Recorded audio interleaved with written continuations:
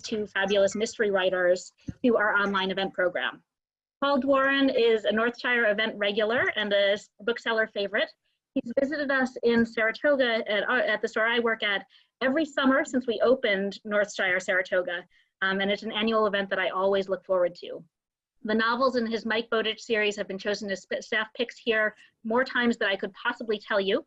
And I'm so pleased that he's keeping his Northshire event streak alive and is here tonight to tell us about One Last Lie, which is the 11th book in the Mike Bowditch series. And then we have Vermont author Sarah Stewart Taylor, who is another great friend of Northshire and regular staff pick on our shelves, also staff pick all the time, and who joined us with a great reading at our Bloomsday celebration back in June. She is the author of the Sweeney St. George series and the Maggie D'arcy series, and she's here tonight to tell us about the start of a brand new series, the book The Mountains Wild. So please join me in welcoming them both to Northshire Live. Mm-hmm. Well, thank you for having us. Yes, thank you. It's not quite like visiting Saratoga, I have to say, or Manchester for that reason. But I haven't gotten to Manchester quite as often as I've gotten to Saratoga, but we will remedy that in 2021, we hope, right? Yes, fingers crossed. Okay. Well, Paul, do you want to, so, you know, since you've written more books, I think you should have the honor of going first. Okay. All right. Well, first of all, I want to thank everybody for tuning in. I've been doing, I don't know how many of these events I've done now, but it's like a learning curve. And the thing that I've discovered today is this desk where I usually do this. I haven't been doing events at 5 o'clock, and the sun is coming right in. I'm desperately trying. So you see me all striped with Venetian blinds and all this sort of thing. Anyway, but I'm thrilled to be talking to you. I know probably there's some people in this audience that have attended my in-person events in the past, and I appreciate that very much. So for those of you who don't know, I'm the author of a book series about a Maine game warden named Mike Bowditch. There are now 11 books in the series, which I can't believe. And the new one is called One Last Lie. So it kind of blows me away to think that I've actually done 11 of these, one a year since 2010. So Mike Bowditch has grown up, I think, a lot since the early books. I like to hope he has. And over the course of the 11 books, he's become a Maine game warden investigator, which is essentially a plainclothes detective for the Maine Warden Service. And in Maine, the Warden Service, it does handle, what you think, I think what a lot of people think of as fish and wildlife crimes and that sort of thing. But they also do boating accident investigations, especially those having to deal with negligence and alcohol and all sorts of things like that, snowmobile accidents, lots of search and rescue, search and recovery, that sort of thing. The warden investigators go undercover, which plays a role in this book. And they also do background checks on people who apply to be wardens. So it's given me a lot to write about, having Mike in this new role, because it's sort of different from the cop on the beat thing. It's probably closer to what we think of as detective fiction, although it's more of a twist. And One Last Lie. Well, I've been trying to decide if I should read or not. I guess I think I will. I think I will. If it won't be long, but I always feel like with fiction, it helps to get a sense of the. I mean, I can talk about it all day long, but it's just better for me to read. I'm supposed to be a professional storyteller, right? It's like, let me tell a story. So I'm just going to read the very first chapter of One Last Lie, which is just 6 pages. and should take about 10 minutes. Before I left for Florida, my old friend and mentor, Charlie Stevens, gave me a puzzling piece of advice. Never trust a man without secrets. I thought he'd misspoken. Don't you mean a man with secrets? But the retired game warden only winked as if to suggest he'd said exactly what he'd intended to say. It would be up to me to figure out the meaning of his cryptic remark. I went to Miami to do a background check on an Air Force vet who had applied for a job with the Maine Warden Service and about whose character I had vague yet creeping doubts. On paper and in a series of face-to-face interviews, Tom Wheelwright had appeared to be the ideal candidate to become our next chief pilot. A Maine native currently residing in Key Biscayne, he was a decorated combat veteran with more than enough air hours to qualify him for the position. He was quick on his toes, clear-eyed, and a family man with a presentable wife and 3 presentable children. When I'd asked him why he wanted to trade the salary of a Learjet pilot for that of a Maine state employee, he said he hoped to raise his kids somewhere that still felt like a real place. It was a good answer. Still, I couldn't shake the feeling that Wheelwright was not the paragon everyone swore he was. For the past week, I had been interrogating every aspect of the man's life. I had started with the list of references he had provided. I spoke with his wife and parents, his brothers and sisters, his commanding officers in the Air Force, the management of the charter airline that employed him, former coworkers, neighbors, friends. I had reviewed multiple credit reports, paused over a criminal history that consisted of nothing but frequent speeding tickets, and found no red flags. Everything checked out except for the familiar voice inside my head. Never trust a man without secrets. It was Charlie's dictum that had prompted me to keep digging until I unearthed a name conspicuous by its absence from any of the files I'd been given. Captain Joe Fixico now worked part-time running airboat tours out of Shark Valley in the Everglades, but during the first Gulf War, he had flown multiple sorties over Iraq as Wheelwright's electronic warfare officer. Captain Fixico had coincidentally also retired from the Air Force to South Florida. The 2 flyboys lived less than 30 miles from each other. And yet Wheelwright hadn't included on his disclosure list the one man who could best speak to his coolness at the stick and his courage under fire. Fixico himself seemed surprised when I finally reached him by phone. Tommy listed me as a reference? As a matter of fact, he didn't. Well, that's understandable, I guess. We're not as close as we were during the war. He had a rough, rasping voice that made me imagine he possessed a fondness for tobacco. I'm sorry, what did you say your name was again? Mike Bowditch. Would you be available to get together tomorrow, Captain?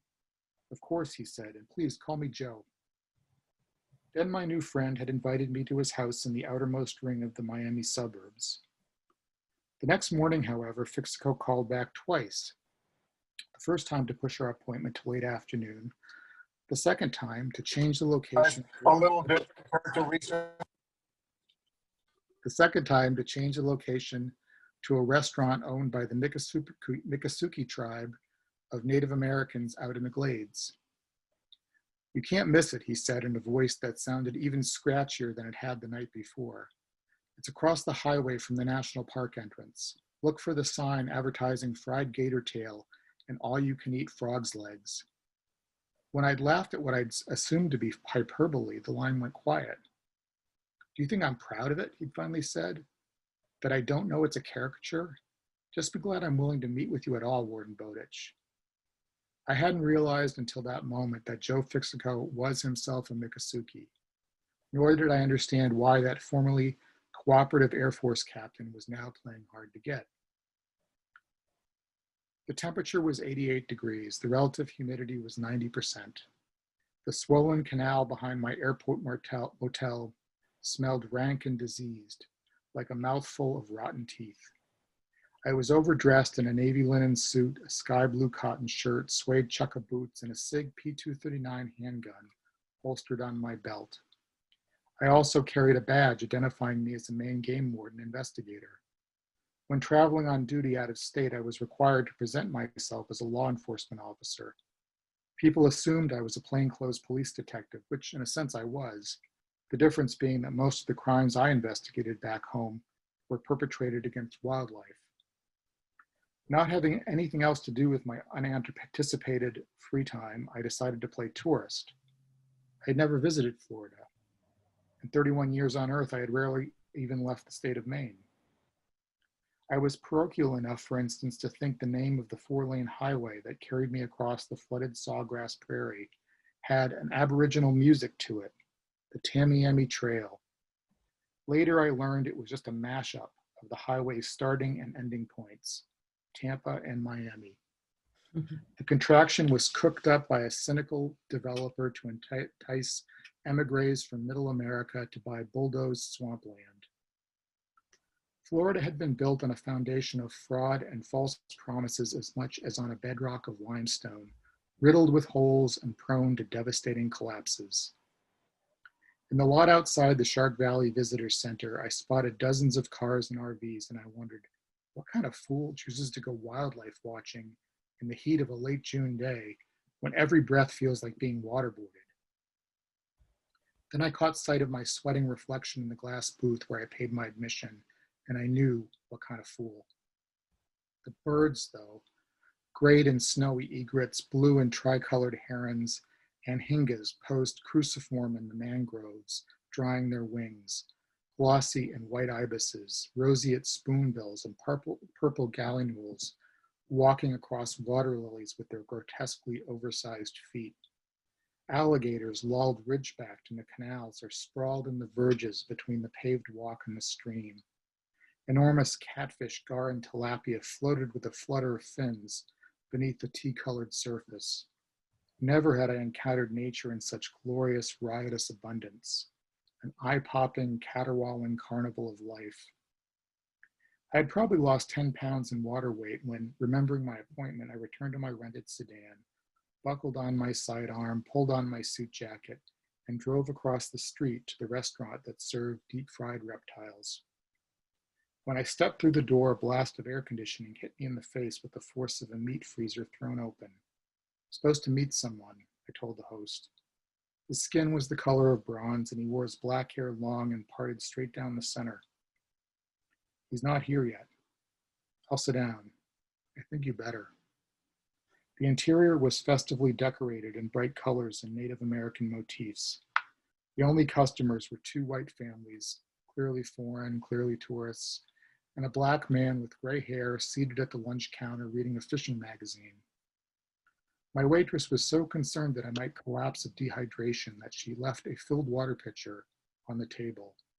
She brought another 5 minutes later when I drained the first. Half an hour passed. The families ate and left and were replaced by more families and an elderly couple and some college-age boys who were loud even before they ordered Budweisers. The man at the counter had managed to disappear without my seeing him leave.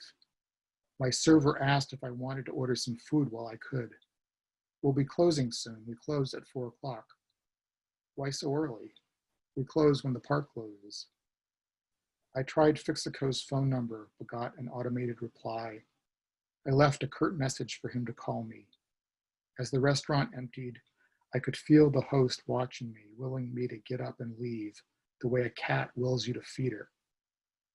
I put down a $10 bill for the water and the trouble. That's the first chapter. So this is the first time in any of the books that Mike is outside of the state of Maine. He doesn't remain there long, only about 4 chapters, and before being called back.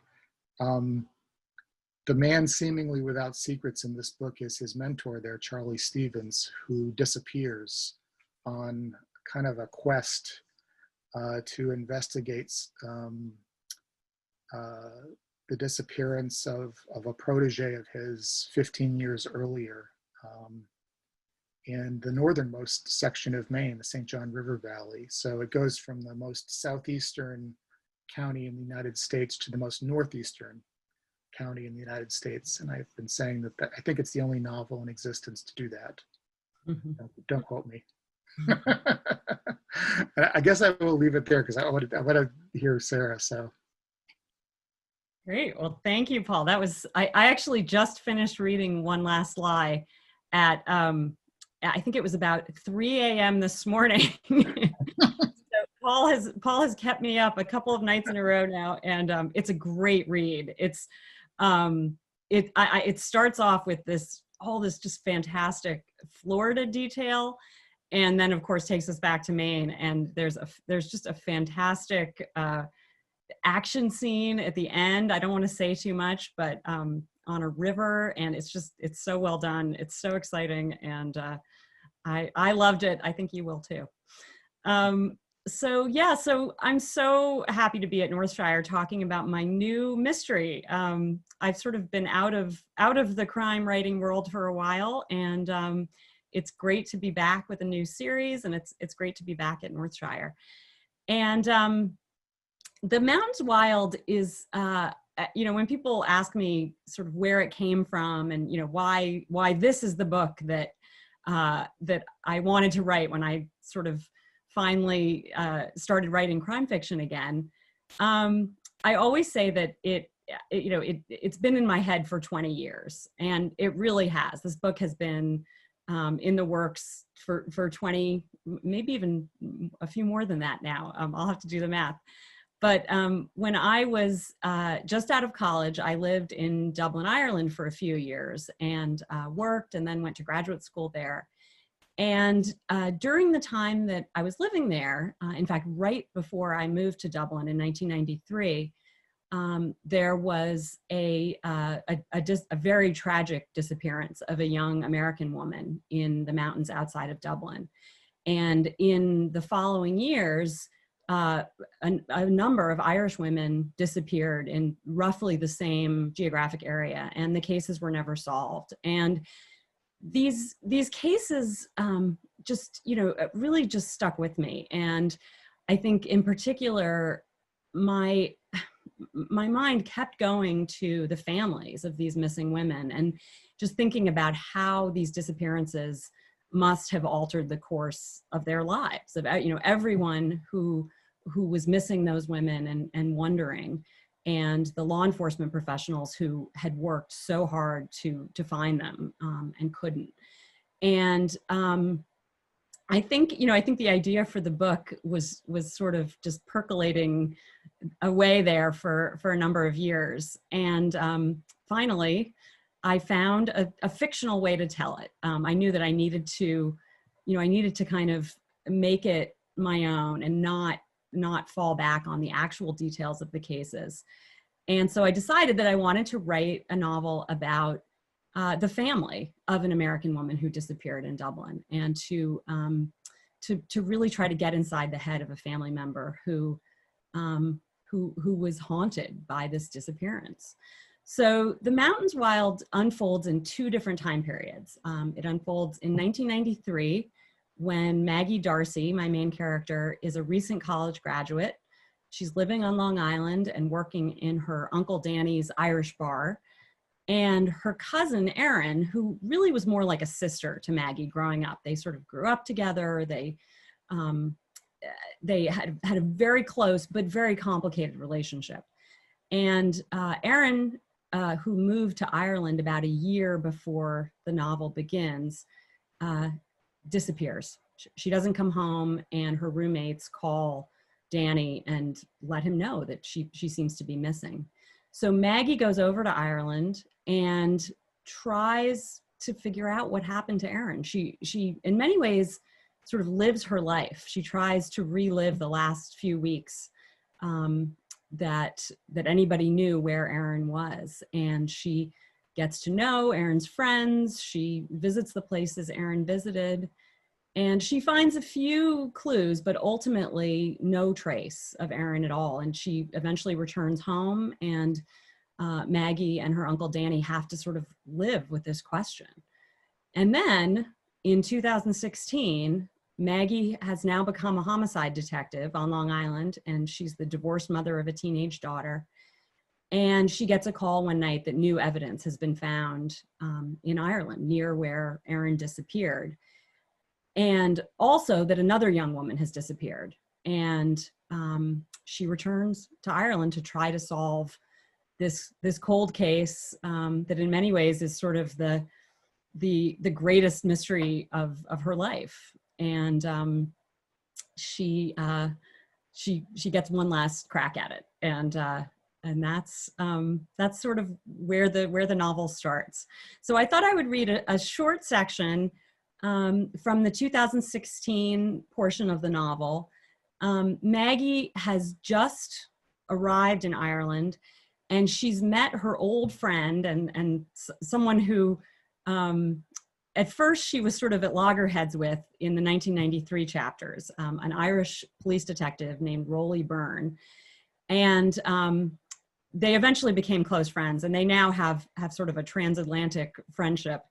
And she's happy to see him again. She comes back to Ireland, and they go to the Wicklow Mountains where this new piece of evidence has been found. And that's the section of the novel I'm going to read to you.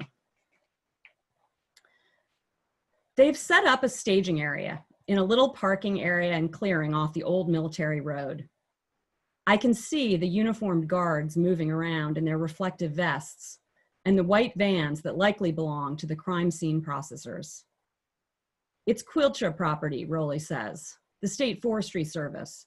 There's a track that goes up through the forest not far from where the scarf was found, but they'll still be walking for a bit. The detective in me recoils at the task they've got up here. From an evidence preservation standpoint, this is a nightmare. The wind, the weather, the inaccessibility. They may have to come in with helicopters if they find anything, depending on where they find it. I walk back toward the road, away from the marked cars and crime scene vans, and stand there for a moment, looking back across the valley. In my memories of this place, the hills are socked in, obscured by clouds, the air cold and heavy with rain. But today, the sun is shining over the valley. The greens are brilliantly green, the purpley browns rich and dark. It's beautiful and wild. The wind moves across the near distant mountains. I think about the search for Niamh Horrigan, the search for Erin. It seems impossible you could find one woman in all this vastness. Tell us, Erin, tell us who. But the only sound is the wind through the trees. The long sweep of golden grass by the road, edged by the rows of conifers, the bright blue sky and smudgy clouds. Everything is rich and strong and brilliant. Ireland. When Rolly comes back, we stand there letting the sun warm our faces for a few minutes, and then we drive down to the crossroads. I remember the long whitewashed hotel from before. It's close to the road, making its stand in the landscape. A few people are clustered around the door, and one of them, a big guy with a ponytail, calls out, "Detective Byrne!" Rolly waves, but ignores him and mutters, "Fucking reporters." The pub is exactly the same, warm and low-ceilinged, with lots of wood and stone and knickknacks on the walls. The waitress takes our drink order and leaves us with menus. She's young, too young to be the girl I remember. They're playing a CD of traditional music, instrumental only, Caledonia, then Skibbereen, then The Fields of Athenry. I'm glad they haven't changed it, I say. I read an article about how all these Irish pubs are getting turned into fancy wine bars and bistros. Well, you know, some of those old places could use a bit of updating, Rolly says. Better decor and all that. I order leek and potato soup with a piece of brown bread and a pint of Guinness. Rolly orders a half pint of Heineken and a ham sandwich. There's a nice wave of heat coming from the fireplace against the wall behind us. As I take my first sip of the Guinness, I sigh happily. Why you drink that yellow crap when you have the best beer in the world? I'll never know, I tell him. Well, that's why you Americans are all so overweight, he says seriously. Not you like, but I hear it's a public health epidemic over there. Myself, see, I like to watch the figure. He pats his middle. The soup is good, thick and a little sandy, with a strong taste of leeks and butter. I spread Kerrygold on my bread and dip the bread into the soup. Ah. All right, I say, once we both finished eating. I can feel the emotion that started welling up at the scene, starting to build again. I can push it down by doing my job. I'm okay. I really am. What can you tell me about the review of Erin's case? You know yourself, D'Arcy. Not a lot. The updates I've given you and your uncle over the years, I can go over those with you. As I said, I'll bring you in tomorrow and they can ask you some questions about Erin, about her mindset and that. But I have to take care. I wait a second, figuring out how to come at this. Didn't you tell us at one point that you did some interviews a few years ago? Someone who thought he'd seen Erin at the bus station? Yeah, there was a fellow who rang us after RTE ran a special about cold cases. He said he wasn't sure, but he thought he remembered seeing someone who looked like Erin at Basaris on the 18th, the Saturday of that weekend after she went missing. He was taking the bus home to Galway for the weekend and he noticed her, thought she was nice looking, etc. But he couldn't be sure. I imagine there have been reported sightings. Sure, a good few over the years. They usually spike after RTE or one of the UK stations do something on outstanding missing persons cases. Nothing that's amounted to anything, though. Can you give me anything on Neil Deasy? He show up on your radar at all over the years? Rowley sits back in his seat. I can see him thinking, sorting through what's public information and what's not. I'd do the same, but right now, my job is to get him to tell me more than he wants to. And it makes me feel guilty all of a sudden that I'm not on Rowley's side. Neil Deasy has kept his nose clean, Rowley says. Now that's not to say I haven't heard rumors. My pals on the drug squad mostly, but nothing that we could use. As you know, he moved to London in the late 90s, so he was out of the country when June Talbot went missing. His alibi's checked out. He returned 3 years ago and he's kept his head down. Anyone else who wasn't one of the original persons of interest? He thinks for a minute. Few fellas with sex charges who lived on Gordon Street or nearby. Few tips called in. That's all I can tell you. Rowley takes a long sip of his lager and pushes his chair back. Nothing good. We're finishing our food when the waitress looks up suddenly, caution on her face, and Rowley and I follow her gaze. One of the uniformed gardee from the site is standing in the door, and she crosses the room and gestures for Rowley to stand up. I can see the reporters behind her, trying to sniff out why she's here.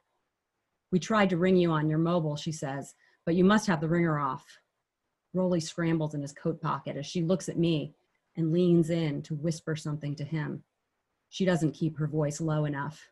I hear her say, "They found something." My stomach tightens. This is it. I think of Uncle Danny first. I have some news, Uncle Danny. I have something to tell you. Are you sitting down? Lads wanted you to know, she says, just loud enough for me to hear. They've got a human skull, and that's not all. Whoever dug the grave and buried her threw his spade in after him. All right, I'll stop there. So thank you. So I know that people probably have questions, and I have one question that I wanted to ask Paul. Is it okay for me to kind of get the questioning going with that? So Paul, one of the things that I love about One Last Lie, probably it's no surprise, but is that it focuses on a cold case. And I love cold case mysteries. I love writing cold case mysteries. I love reading them. And I was really curious sort of how you decided at this point in the series that you wanted to do a cold case book, and that you wanted it to focus on Charlie, who's such an important part of the series and has been such an important part of Mike's life. Let's see how to answer that. So when I'm starting a book, the first question that I always ask myself is, what is going on in Mike's life? What is he dealing with? What's the challenge he's currently dealing with? What will the story I'm about to tell present him with, and where do I want him to be at the end of the book? And I realized that after kind of having Charlie at the margins for a couple books, that the time had come to sort of revisit their relationship. And this is not very spoilerish, but the cold case that that's involved is an undercover game warden went missing in the St. John Valley while infiltrating a group of poachers who were involved in a bunch of other criminal activities. And what Mike finds out essentially is that this undercover warden was Mike before there was a Mike. He was Charlie's original protege that Mike knew nothing about. I mean, he knew that this warden had disappeared, but he had no idea that this earlier relationship had existed. And that sort of confronts him with the nature of their relationship and the sort of the secrets that Charlie hasn't told him, even though he sees Charlie essentially as his surrogate father. So, it's interesting. I mean, I think I don't know how you feel about this, Sarah, but when you're writing a book, I don't have a theme in mind, while I'm writing it, but it's sort of like somewhere in the course of writing it, it just kind of slaps me up the side of the head. Yeah. Oh, this is what this is what interests me. Yeah. And sometimes, it's even more so after I finish it. And I really did want to kind of, sort of look at this idea of like, well, Charlie has been Mike's teacher and has been that from almost the beginning. And is it time for that relationship to change? Is Charlie the man that Mike thinks he is, So there was a lot to work with once I had that.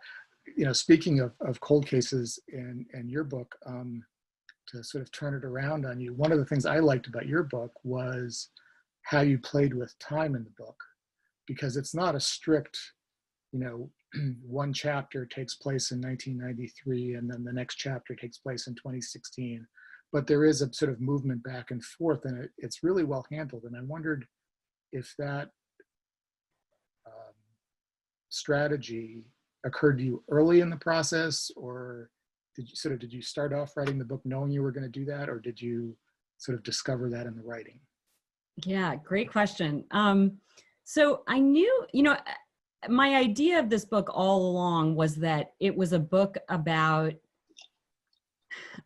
memory, and a book about sort of trying to reconcile all the memories that we have of the people we love, and trying to not just to reconcile them, but like to try to put them together into something that makes sense. And so, I knew pretty early, I mean, like you say, often I'll start writing and then sort of realize halfway through what I'm actually up to. But it's somewhere in the writing of the first draft of this book, I realized that I wanted to, I wanted to have these sort of shards of memory, and that I almost wanted the structure of the book to replicate Maggie's sort of confused mindset about her cousin, Erin, and who she really was and why she did the things she did. And so, I sort of wanted to present to the reader these impressions of Erin that Maggie remembers at the same time that Maggie is grappling with them and trying to fit them together in order to solve this mystery. And so I knew I wanted some interplay. And there actually are, I say there are 2 time periods, but in fact there are sort of 3, because there also are these memories of Erin and Maggie's childhood that have meaning within the narrative too. And I really struggled with how to do it. It was one of the hardest things about writing this book. And at one point, I kind of separated them into 2 big chunks. So I had like a past section and a present section. And then my editor at Minotaur, Kelly Ragland, really helped me figure out how to get the flow of the two different time periods, kind of to make it work. She was really, really helpful in that regard. And I think for me too, I knew that I wanted the reader to realize things at the same time that Maggie was realizing them. It's a first person present tense narration. So I'm not hiding a lot from the reader. You're very much in Maggie's head as things are happening to her. And so I needed to kind of hold back some of some of the information and some of her memories in order to, in order to have the reader realize things when at the same time that she did. So yeah, it was challenging, but Kelly was I have to give Kelly a lot of credit. She was a huge help in this, in that part of the job. Mm-hmm. We've got at least one question in the chat, and audience members, if you would like to ask a question, please feel free to use the chat, or if you want to ask one on camera and be part of the recording for posterity, you can send a message in the chat to myself or to Davith and let us know, and we'll be happy to help you unmute when the time is right. And Paul and Sarah, please feel free to keep asking each other questions also as we go, because I love hearing writers talk to each other. But I thought I would quickly jump in with one question from the chat, which is from Sarah. She asks both of you how you pick your titles, and then at what point in the process that happens. Why don't you go, Paul? My answer is not very well, see, one of the things, of course, that I don't really know is I don't know who from Minotaur is actually watching this. And it's going to be recorded for posterity. So I have to be very diplomatic about how I talk about this. My contract sort of says that the titles are mine, and they are mine.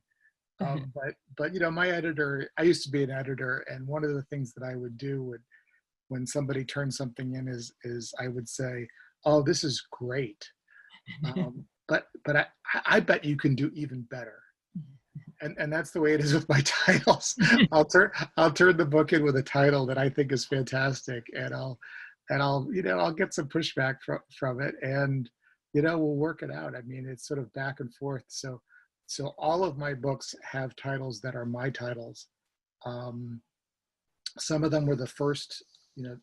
I started writing my book Widowmaker, and that was the title from the moment I started writing it. And then there are other books where the title came very late in the process. It just seemed to, it was really, really troublesome. So I don't know if that's the answer you want, but Sarah, what's your take on this?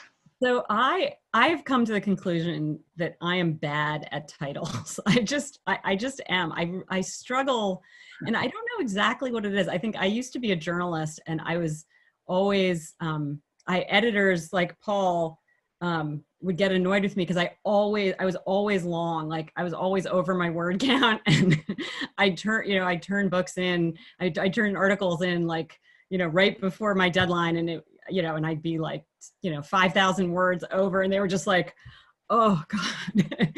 And I think it must be related. Like, I never feel like I can capture enough in 3 words or 2 words, or God forbid, 1 word of a title, And so this book all along, the title, like right from the beginning and up until very late in the editing process, this book was actually called Aaron, after the missing cousin.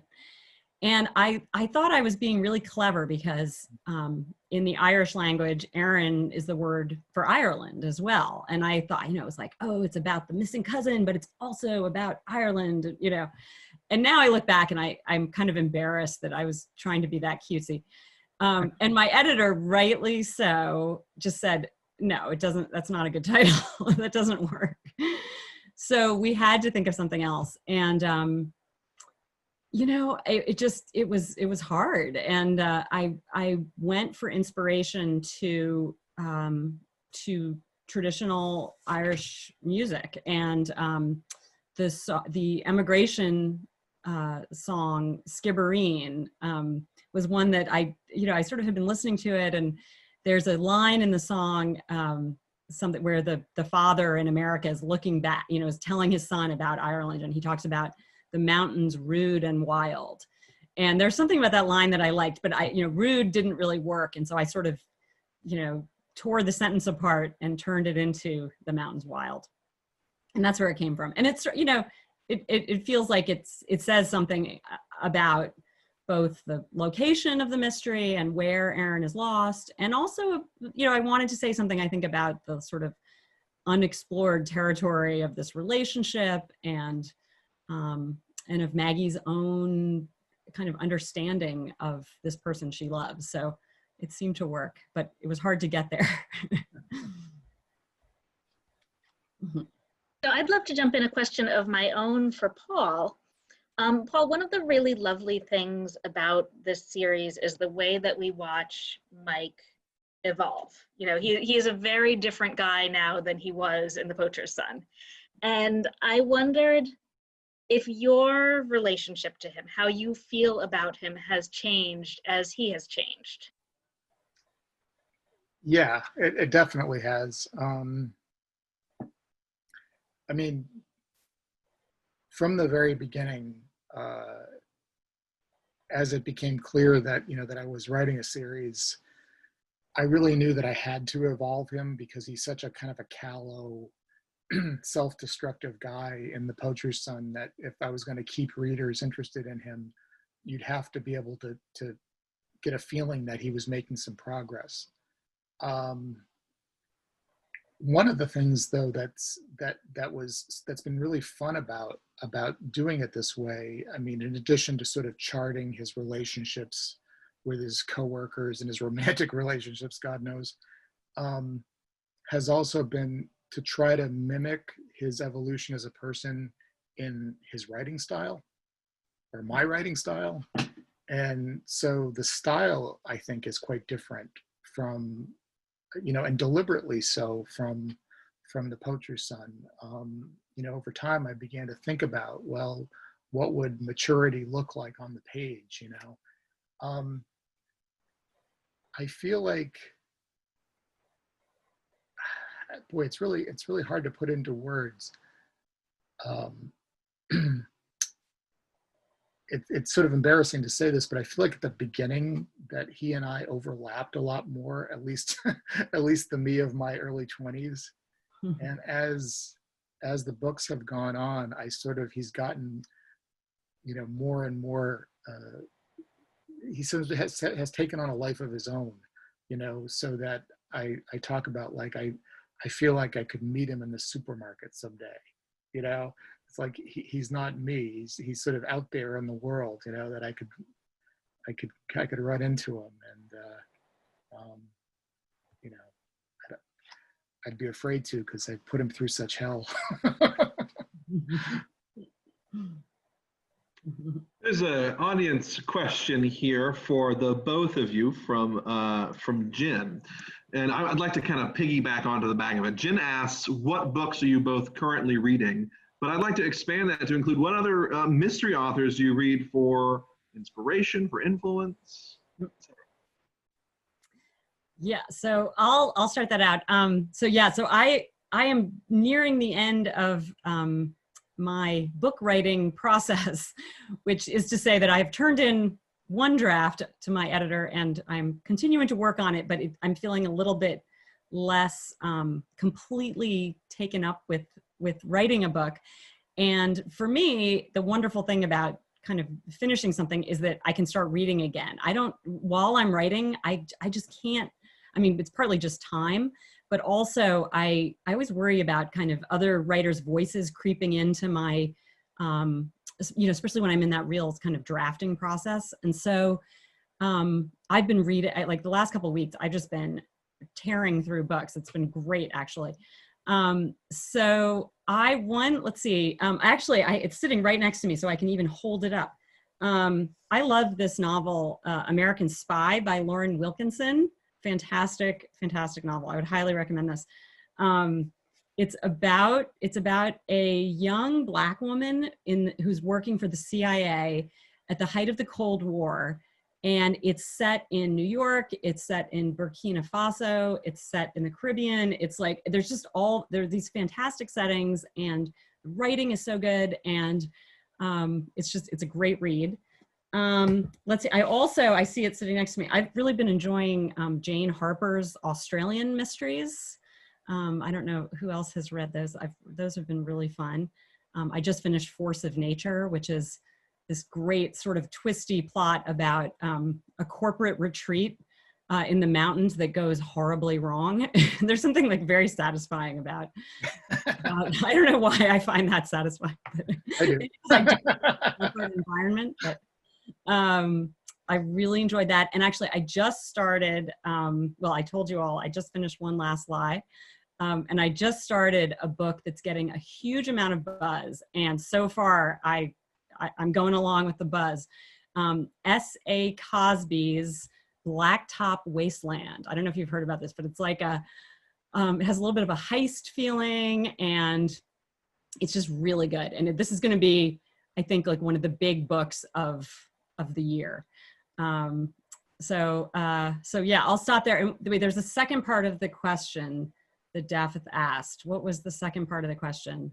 Oh, mystery writers that are mystery novels that are influence or have an effect. Or... Oh yeah, so I get, if I had to say the ones that I look to for inspiration and influence, I mean, there definitely are a lot of Irish crime writers who I find really helpful. I mean, just because the books are great, but also to really get inside kind of the workings of the Garda Síochána and how the Irish police force works.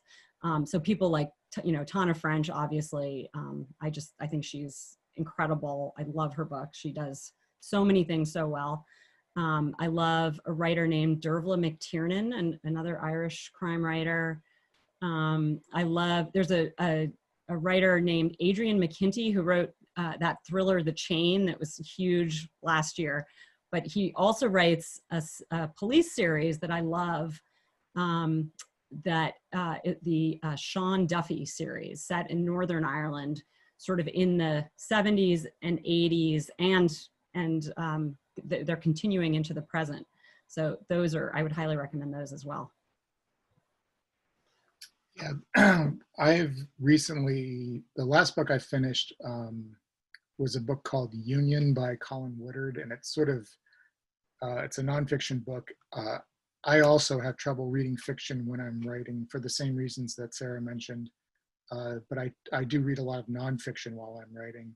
And Union is about sort of how did we get this narrative of what America is, and because there were sort of competing storylines through the 19th century that kind of coalesced and around Woodrow Wilson's age. And the takeaway is that Woodrow Wilson was a horrific human being on every level.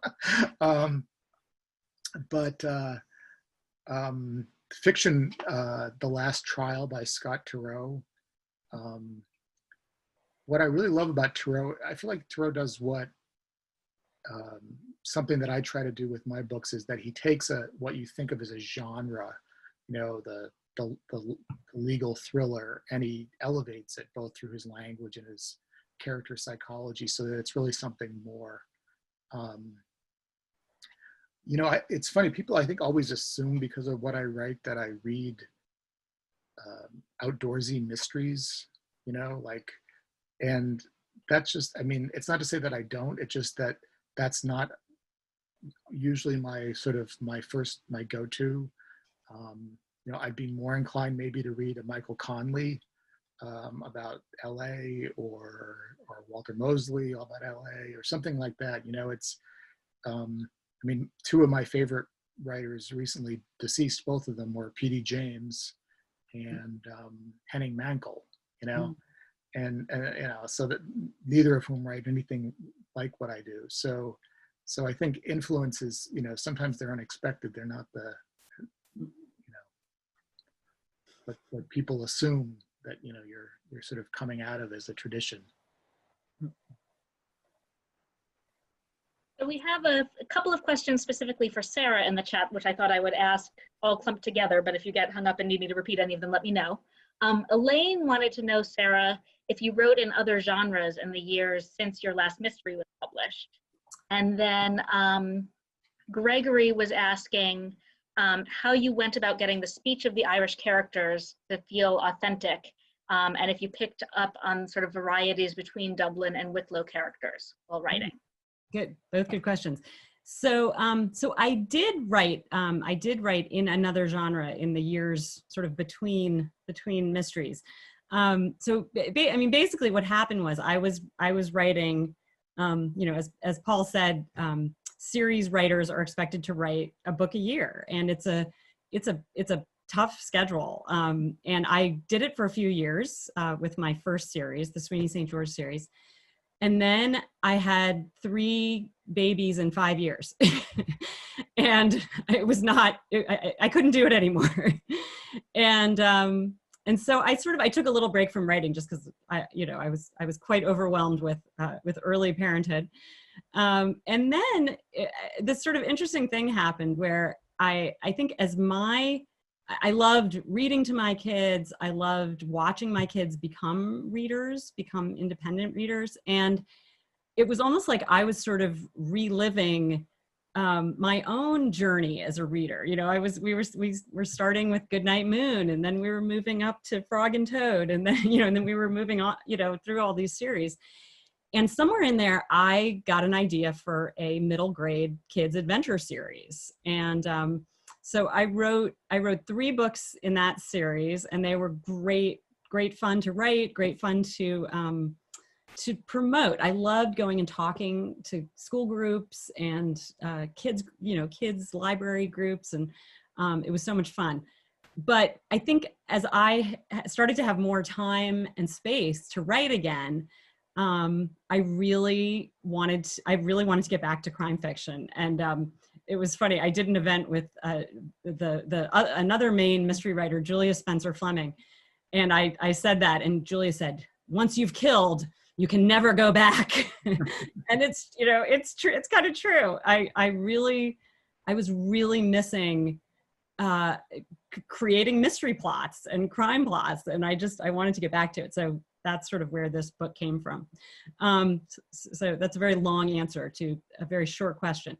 But the Irish accents, that was something that I was terrified that I would screw up and get wrong. And so I was very, I was very deliberate about it. And I read a lot of Irish fiction sort of written in very stream of consciousness styles. I read a lot of first-person Irish fiction. I watched Irish film. I really tried to kind of steep myself in both contemporary Hiberno English and 1993, which was slightly different, and that was, of course, the Hiberno English I was more familiar with.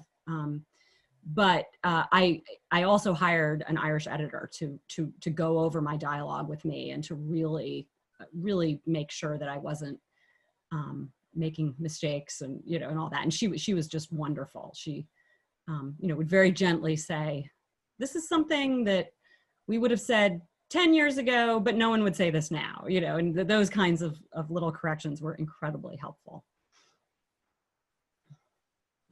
So we are getting close to the end of our time, unfortunately, but I wondered if you could both wrap up by teasing us a little bit with what's next in your series, what's coming up. Sarah, you can go first on this one. You want me to go first on this one? Okay. Well, I'm struggling a little bit with this because for those who have already read The Mountains Wild, you know that to tell you a lot about the second book gives away some major plot points of the first, and so I'm gonna have to figure out how to finesse this when I'm promoting the book next year. But I will say that in the first book, one of the things that I loved about writing the first book is that Maggie is a highly skilled, decorated homicide detective who is she's not deputized to solve crimes in the country where she finds herself trying to solve a crime. And so a lot of The Mountains Wild is about Maggie sort of trying to, get around her friend, the Irish police detective, and, find out more than he really wants her to know, and interview people without anybody knowing she's interviewing people. And it was really fun to figure out how to do that. But in the second book, I'm really having fun like just letting Maggie run with her skills. And she is fully deputized. She is just, she's just kind of at the height of her powers. And I'm really enjoying just like giving her full reign.